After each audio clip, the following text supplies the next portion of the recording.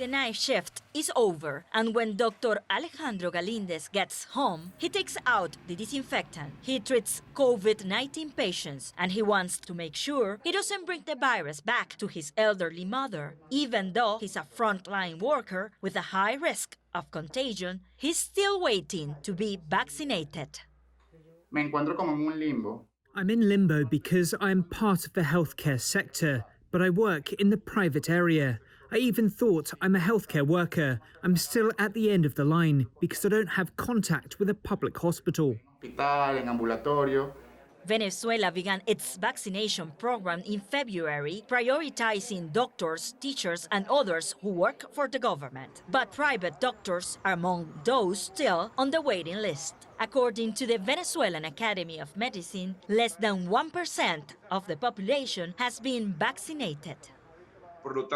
As things stand, the time to achieve herd immunity could be extremely long, and it would take a lot of time to do it. It could take years, up to 10 years or more to achieve it.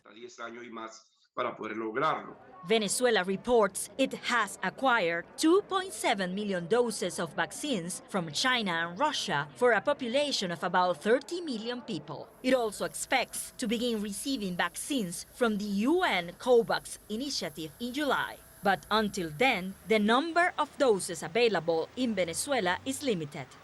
And there's a growing concern in the country over an emerging black market for vaccines, where immunity has a price. In April, 4 people were detained, accused of illegally selling COVID-19 vaccines. Vayamos a una aceleración de la vacunación.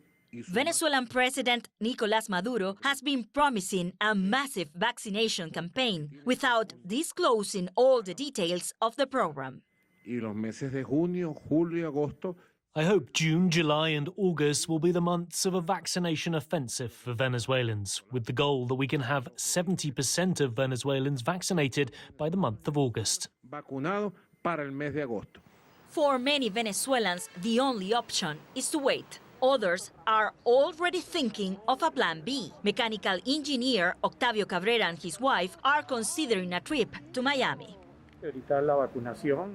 I understand that now a vaccination in the U.S. does not need much paperwork or requirements. They're vaccinating anybody, tourist or resident.